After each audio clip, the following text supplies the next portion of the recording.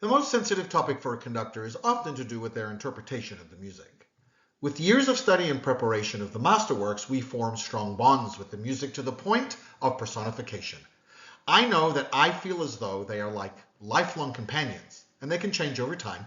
But that doesn't always mean, however, that our developed interpretations happen in isolation. It is quite the contrary, for it is in rehearsal and performance that the essential ingredient, the musicians in the orchestra that bring the works to life, hones and shapes our ideas about sound, color, tempo, pacing, phrasing, and so many other elements that form that interpretation. With that interaction, it means that our interpretation going forward was shaped and developed in collaboration. The interpretation dialectic is when you start conducting an orchestra, but then you quickly realize your interpretation makes the orchestra and you feel dissonant for whatever reason, causing within you an inner tension. It could be anything from the ability of an orchestra to accomplish a fast tempo or even sustaining at a slow tempo. Whatever it is, you're now faced with a choice.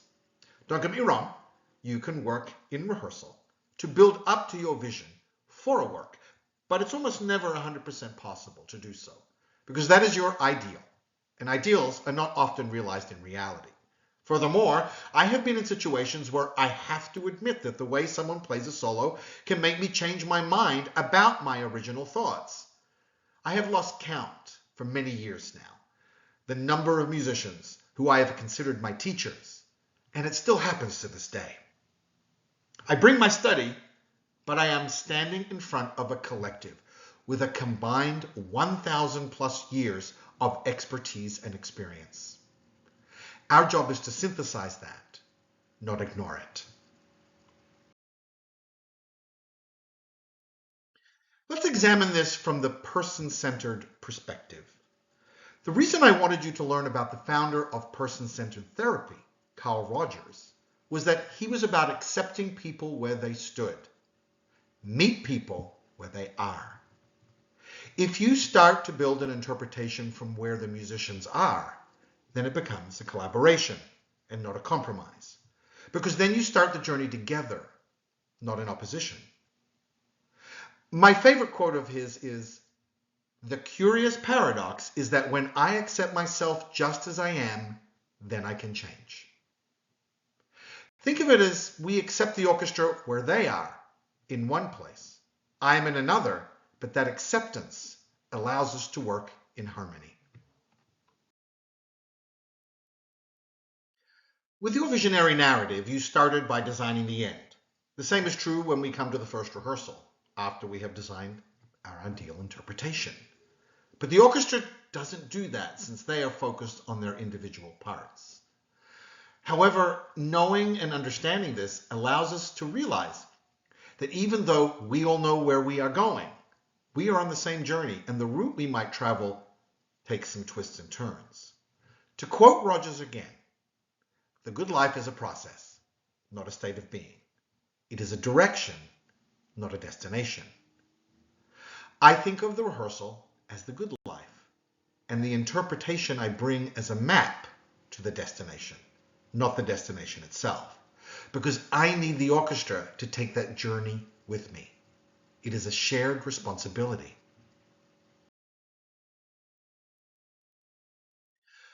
I think of interpretation not how I want it to go, the individualist approach, but how best it can sound, the collaborative and collective approach.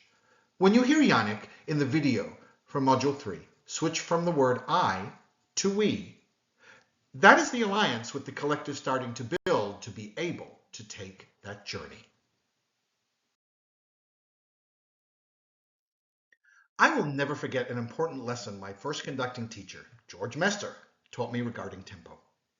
In a workshop, the work was Beethoven's Fourth Symphony, and I was conducting the fourth movement.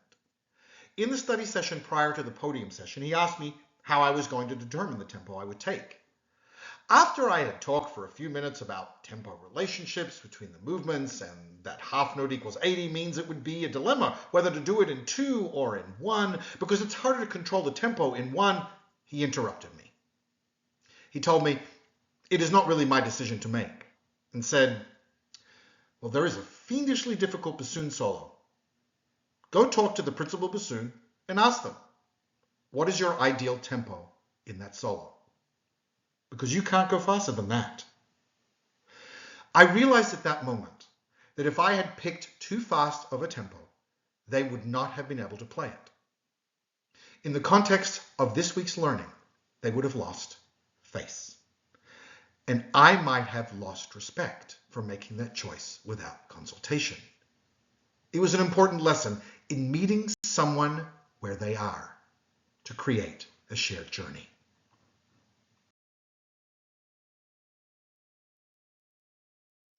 I remember some years later when I performed the piece, I went one step further and made a strategic choice.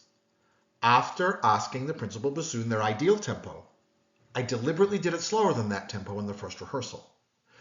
It's not unusual to have to build the tempo in that movement.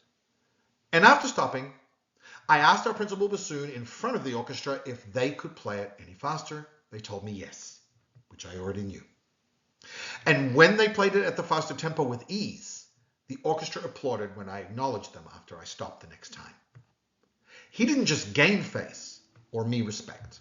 We took that journey together to create an interpretation.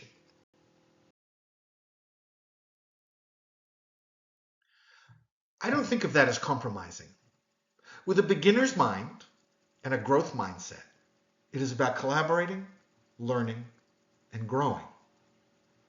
The dialectic is solved when we stop viewing the score as a set of orders and start viewing it as a shared journey. We aren't just conducting notes.